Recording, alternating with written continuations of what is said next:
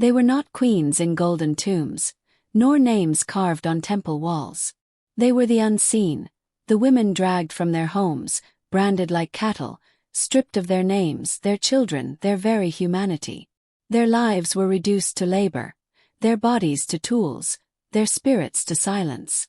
Ancient Egypt celebrates its gods, its pyramids, its pharaohs, but beneath that splendor lay the broken backs and broken hearts of enslaved women who never chose their fate. To remember them is to confront the truth. Civilization's glory is often built on someone else's pain. Their suffering must never be forgotten. In the wars led by Egyptian pharaohs, conquest was never just about territory or pride. When pharaohs such as Amenhotep II marched south into Nubia or east into Asia, the armies returned with more than gold or livestock. They brought people. Military records carved on temple walls proudly list captives as trophies of war. These inscriptions often gave exact numbers, sometimes claiming tens of thousands of prisoners taken in a single campaign. Scholars know that the figures were often exaggerated to show the pharaoh's power, but the practice itself was real. Captives were treated like inventory, counted carefully and sorted into categories. Men were listed separately from women, and children were placed in their own group. This division was not random. It reflected how Egyptian society intended to use them. Men were taken for heavy labor in fields, quarries, and building projects. Children were seen as a long-term investment who could grow into servants or workers. Women, however, carried a different value. They were not only counted as laborers but also as bodies that could be used in homes, in fields, and for reproduction. From the very first tally, they were marked as resources to be exploited. But capture was only the beginning. The Egyptians had a far more permanent way of making sure you never forgot who owned you. For a captured woman in ancient Egypt, survival after the march did not mean freedom. The next stage was being physically marked as property. Egyptian records such as the papyrus Harris describe how captives were branded with the name of a pharaoh or temple. Archaeologists have found references to slaves carrying these marks on their arms or shoulders, burned into the skin with a hot iron. This was very different from the decorative tattooing sometimes seen on free Egyptian women, which had religious or cosmetic meaning. Branding was not a choice, and it carried no beauty. It was a permanent scar that declared ownership every time someone looked at you. The mark told everyone around that you were no longer a person in the eyes of the state but an object linked to an owner. For the Egyptians, this scar was a simple way of controlling movement and identity. For the enslaved woman, it was a daily reminder that her body was not her own. The process erased her old life in the most painful way possible, leaving behind both physical pain and social death. Once marked, the law itself reinforced the scar. What did it mean when the courts saw you not as a woman, but as livestock? In ancient Egypt, the legal system treated enslaved people as property in the most direct sense. Legal papyri show that slaves could be bought, sold, traded, or even gifted as part of household transactions. They were inherited by children just like land or cattle, passed along with other possessions when an owner died. The famous Wilbur Papyrus, a long document that records tax and land information, also shows how human beings were woven into the economic system. Female slaves in particular were valued in the same way as livestock, with their price calculated by age, health, and potential usefulness. Contracts did not describe them as individuals with identities, but as units of labor with a market value. This meant a woman had no legal standing in disputes, no protection from mistreatment, and no right to her own body or children.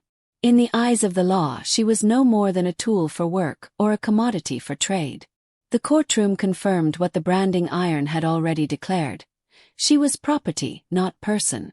And yet, Egyptian officials weren't content with just labor.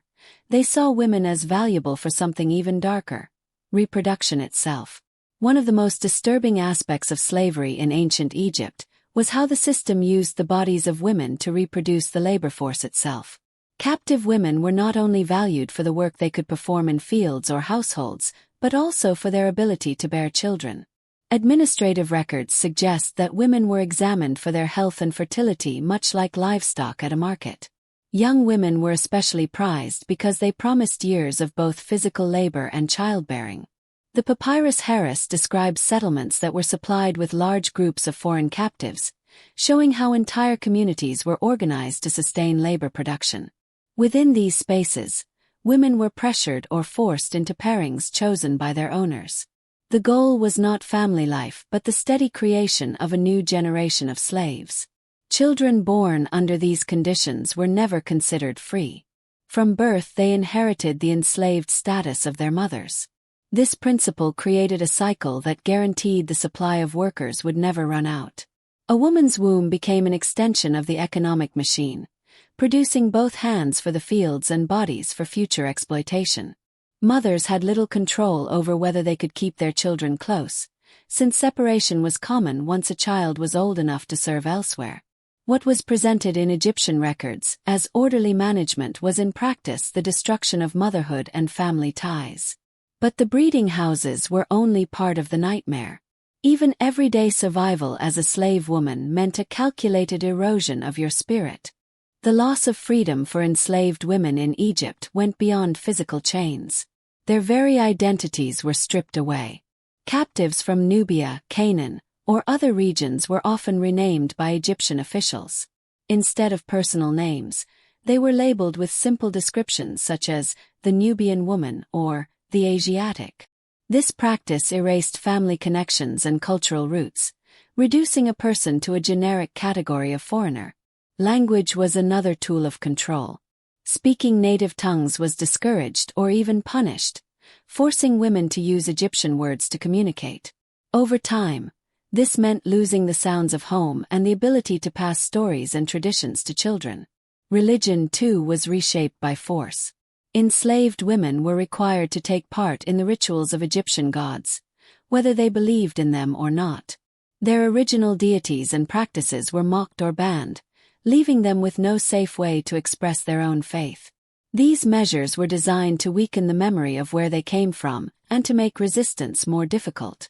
When identity is erased, a person becomes easier to command.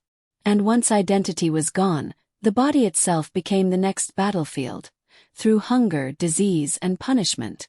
Archaeological remains from worker villages show how the everyday life of enslaved women was shaped by control and deprivation. Housing was cramped, with several women crowded into small mud brick rooms that offered little privacy or comfort. Food rations were calculated to keep people alive but not strong. Records mention measured portions of bread, beer, and sometimes vegetables, but meat was rare. The goal was not nourishment but maintenance, giving just enough energy to perform labor while preventing excess strength that could fuel resistance. Skeletal evidence from burial sites supports this picture. Many remains show signs of chronic malnutrition, stunted growth, and diseases linked to poor diet. Dental decay and bone stress markers reveal the heavy physical load carried by women who worked long hours without proper recovery. Illness spread easily in close quarters where sanitation was minimal, and medical care was rarely offered to slaves. Life expectancy was short, and the physical wear on the body was visible by early adulthood. For enslaved women, weakness was built into the system, ensuring dependence and reducing chances of rebellion. If weakness didn't break you, resistance certainly would, and Egyptian punishments for disobedient women were brutal beyond imagination. Punishment was central to maintaining control over enslaved women in Egypt. Whipping was the most common method, carried out in public to create fear among others. Scars from repeated beatings became lifelong reminders of submission. Women who tried to resist or escape faced even harsher measures. Branding was sometimes repeated, adding new marks that labeled them as disobedient property. In extreme cases, mutilation such as cutting ears or other visible injuries served to both punish the individual and warn the community. Runaways who were caught could be executed without trial, their deaths used as lessons to others. Egyptian authority also relied on collective punishment. If one woman defied orders, her entire group might suffer reduced rations or increased labor. This turned slaves against one another and discouraged solidarity. The aim was not only to punish but to break the will, ensuring that even thoughts of freedom carried unbearable risks.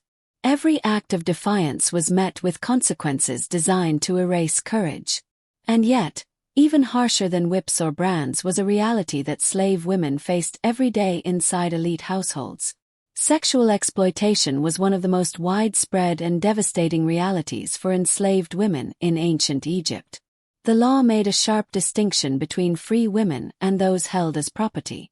Assaulting a free woman could bring heavy penalties, but enslaved women had no legal protection at all. If they were abused, the act was treated as damage to an owner's property rather than a crime against the woman herself. This meant that rape carried no serious consequence for the perpetrator as long as the woman was enslaved. Inside households, female slaves could be forced into sexual service for their masters, their sons, or their guests. They had no right to refuse, and consent was never considered. At the royal level, exploitation took an even more organized form. Pharaohs and high officials kept harems, which functioned as tightly controlled compounds filled with women who were expected to serve as concubines. These women were often foreigners taken in war, and were kept under close watch. Though the surroundings might appear luxurious, harems were in practice prisons where women lived and died with little chance of freedom. This system reduced enslaved women to instruments of pleasure, cutting them off from family life and forcing them into permanent dependency. Their personal desires and identities were erased, leaving only the demands of their owners. Children born from this exploitation carried the heaviest weight, because their fate was sealed before they could even walk. For enslaved women in Egypt, the pain of bondage did not end with their own suffering. It extended to their children. From the moment of birth, a child inherited the status of the mother. If she was enslaved, so was the child, no matter who the father might have been. This rule ensured that slavery reproduced itself without end.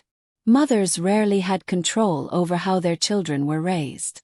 Infants might remain with them for a few years, but by the time a child reached 7 or 8, they were often taken away to begin serving in households, workshops, or estates. The separation was devastating, but it also served the interests of owners who wanted young workers trained early and fully detached from their families. Children grew up knowing no reality except obedience. They learned to accept orders, perform labor, and live as property before they could understand what freedom meant.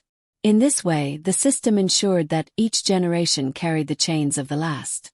What began with a single war raid could stretch into centuries of inherited bondage. This generational cycle was enforced not only by law, but by an entire bureaucracy that treated human beings like inventory. The machinery of slavery in Egypt was upheld by a vast bureaucracy that treated women as numbers on a page. Administrative papyri record not only the presence of slaves but also details about their work, health, and even pregnancies. These documents reveal how every stage of a woman's life was monitored: her labor output, the children she bore, and her eventual death. Productivity quotas were set, and overseers were held accountable for ensuring that slaves met them. If a woman failed to deliver the expected work, it was noted as a deficit on official reports, as if she were a faulty tool. There were also officials tasked with tracking runaways, effectively acting as slave catchers.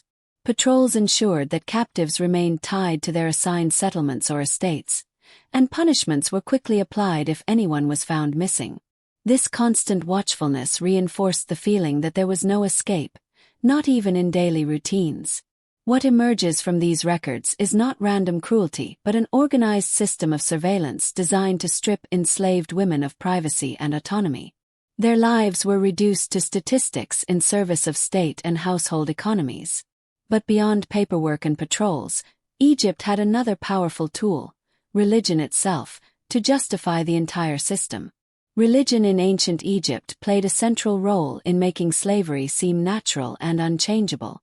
Priestly doctrines and temple inscriptions often described foreigners as people destined to serve Egyptians. They were portrayed as chaotic outsiders who needed to be controlled by the order of the pharaoh, believed to be a divine ruler. This framing turned conquest and enslavement into acts of cosmic balance rather than human cruelty. Enslaved women were sometimes dedicated directly to temples, where they were used in rituals, cleaning, or maintaining sacred spaces. In these roles, their subjugation was presented as service to the gods themselves. Public inscriptions reinforced the message by boasting about the numbers of captives brought to temples or palaces. The glorification of slavery in religious and political texts normalized the suffering of women and made it appear as a natural part of life. For ordinary Egyptians, seeing enslaved people in both household service and religious ceremonies blurred the line between faith and exploitation. By tying the system to divine will, priests and rulers ensured that questioning it became nearly impossible. The result: a society where cruelty was not questioned but expected, and the monuments we admire today were built on this foundation. The story of enslaved women in ancient Egypt is more than a chapter of distant history. It is a lesson in how cruelty can be woven so deeply into society that it begins to look ordinary. The grand temples and monuments that still inspire wonder today were not simply the work of free artisans and willing builders. They also relied on the coerced labor of captives whose suffering was hidden beneath the glory of stone. For female slaves, that suffering included not only exhausting work but also branding, forced reproduction, and sexual exploitation, all treated as standard practice in a world that saw them as property. What is striking is how normalized this system became. Laws, religion, and bureaucracy all worked together to make horror seem natural. A woman's pain was written down as a number in an inventory. Her child's future was predetermined before birth. Her culture, language, and faith were stripped away, leaving only what the state permitted. The system was efficient, but its efficiency was built on dehumanization. This pattern is not unique to Egypt. Across history, societies have used similar tools, law, faith, and administration, to justify treating groups of people as less than human. From ancient times to more recent slavery systems, and even in modern forms of exploitation, the logic remains chillingly familiar. The Egyptian case reminds us that what one culture accepts as normal may, in truth, be unbearable cruelty. The horror of ancient Egypt is not just in the past. It's a mirror, showing us how easily cruelty can be normalized when society chooses to look away.